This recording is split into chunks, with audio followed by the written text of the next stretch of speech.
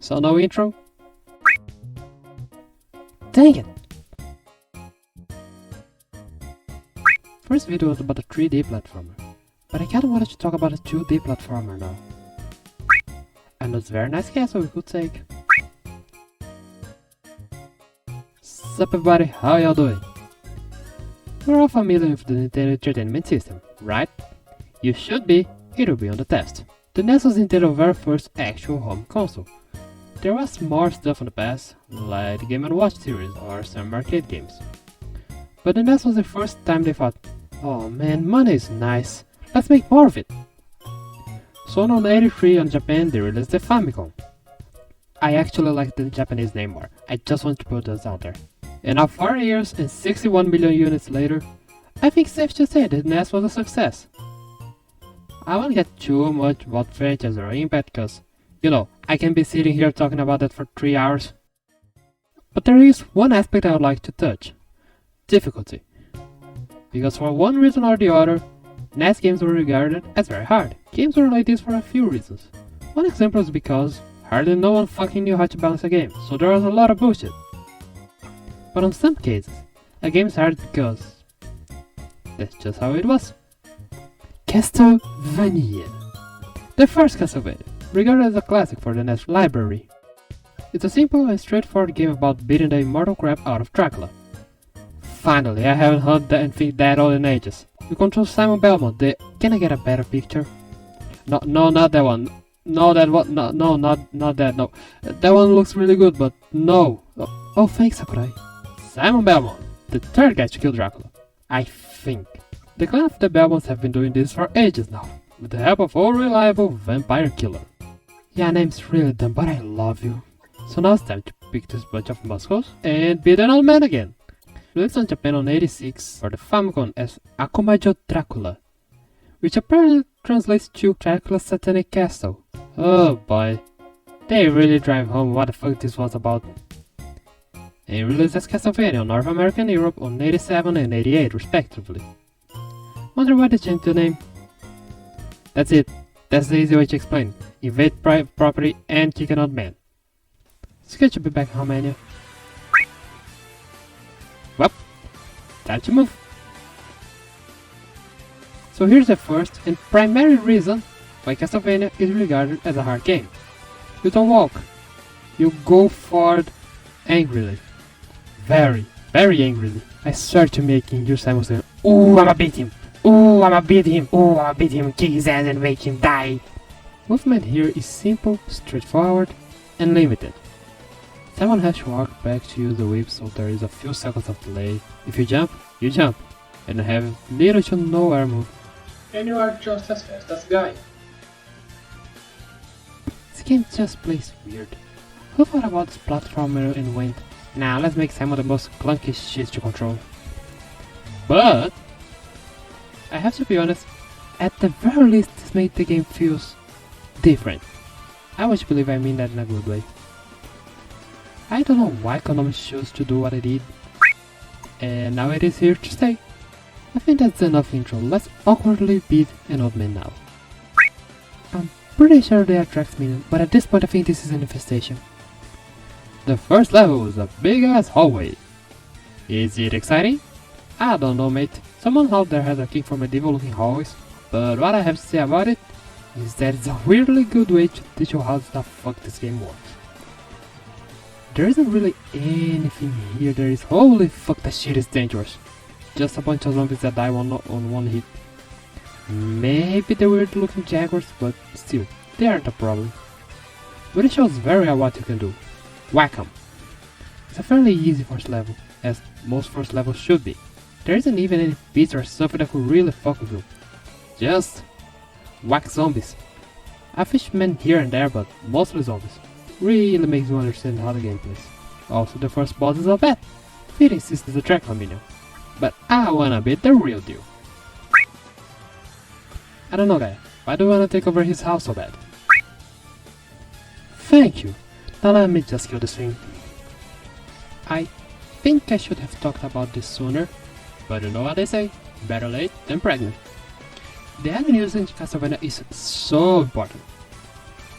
You see a giant disgusting bat? Well, you have an axe.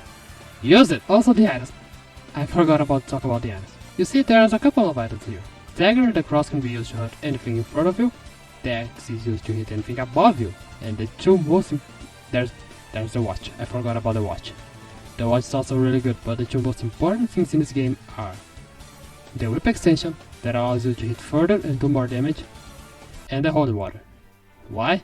Because the holy water breaks the game. I have no idea why this happens, but hitting bosses with the holy water stuns them, so you can hit them forever and ever. Keep this in mind because this is an easy way to kill Drac and another boss later. So you kill a giant bat and then hey, level 2! Each area has 3 rooms and a boss, so you have 18 total rooms in the game. The second level has stairs and pits. Gotta say, Castlevania is really doing great with the all normal level design. No floating platforms or whatever. This is a real ass castle. I stand corrected, even though this is the one moving platform here. And here we have it. Ah! No one likes Medusa's head. No one likes Medusa's heads. Literally no one. I could hold you at gunpoint and make you say you like them, and you still wouldn't. They're essentially the antithesis of Simon. They're fast, they float, and they don't seem to have a lot of muscle. They just come out of nowhere at you like, hey, fall on, bitch! And then you're dead. Also, unlike most enemies, they don't stop spawning. So there is a constant barrage of heads flying towards you. But the second level, in and out of itself, teaches you something. Patience. You already can't run, but waiting here is also really important. If you go at the game trying to rush down things, there's a high chance that you will die a lot. The pits and the medusas are common for disasters, so you have to think before you whip. If Castlevania teaches you something, it's that you shouldn't rush stuff it, or else a medusa head might come and knock you into a pit. I've seen it happen too many times. I wanted to pass down the message. And the boss is a bigger medusa head. Vengeance! I also love how the quote-unquote loading screen is here basically the layout of the castle. They also show the 3 parts of the level, and where the boss is. I am honestly surprised that Konami decided to do this. It's simple, but it's such a nice detail. I really wish they weren't making pachinkos now. So now, the 3rd stage. I actually forgot about this one. Perhaps that I can't really understand what the fuck this place is. Seems like an excuse to go upstairs. Not really my kink, but it's fine I guess. There are just fucking little things that I hate so goddamn much. And now we also have skeletons throwing bones at you. Between the two of those, skeletons are far superior. And the boss are 2 mummies! I meant mummies. It was the autocorrect. And again, just whip them as fast as you can. So now the next stage is underground. Why? Because Gaia and I have a fucking case of being stupid. I mean, the problem isn't direction. It's more of, oh hey, a shiny thing. You're a bit fucking nice, Mr. 4th level. So I think this is the hardest fucking part in the game, solely because Simon jumps like a bitch. But you know, it's the beginning of the level, you can just retry 300 times. Let's just get out of here. Oh shit, it's raining, little man. That's how all legends die. Run, Gaia, run! So far, Mr. 4th stage is taking the crown for being the fucking worst level possible. And the fleamen are falling from the sky, and the dogs stop spawning, and there are birds, and the boss is Frankenstein. And there's a little man humping his head. Oh, god damn it. I hate this level. So this is something I should have talked about at the beginning of the video. But then I forgot to even write on the script. So here we are. Most of the things in this game are taken directly from classic horror movies. So Dracula, Medusa, Frankenstein. Who else? I don't really have anything to say about that aside from it's actually really fucking cool. You're just killing plastic monsters. God, the fleamen are disgusting.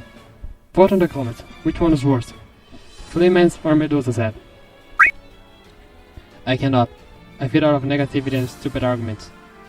Now this next stage is really friendly. It's a fucking dungeon slash prison with dead bodies. Okay, but can I say that is a nice detail to jerk?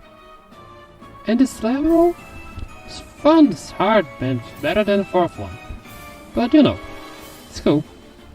It's a nice dungeon, it's a nice place, it's interesting. It actually feels like you're walking around the dungeon. So yeah, it's fine.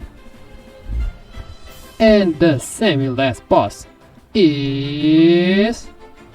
Hold on, Death? Alright, Gaia, you fight this one. I have to talk about it for a bit.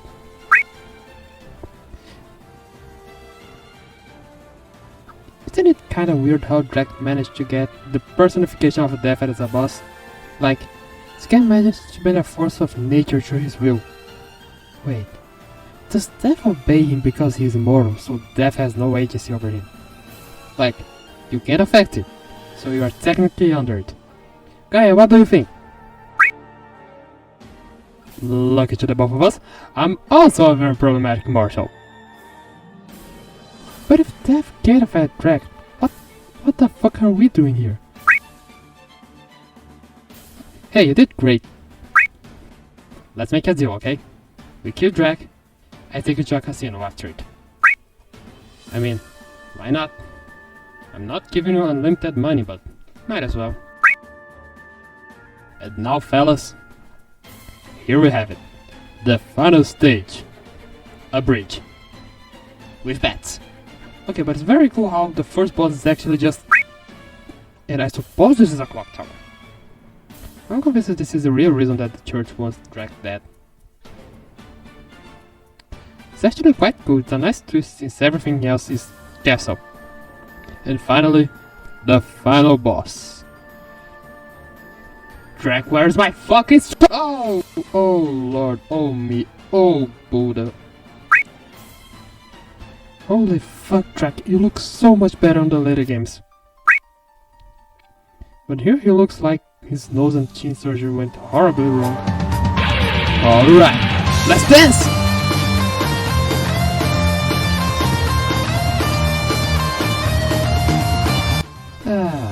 My life's exhausted. Yeah, I really like the song. Ah, fuck, you're right.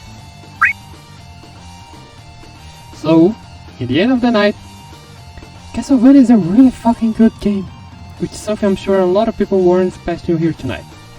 Sure, it has a fair amount of bullshit. You will get it from a few to a shitload of game overs. But holy me, this game is such a good example of great games in the NES library. Even the difficulties kind of thought out. You have your limitations, and you have to learn how to play around them. It's also a really short game.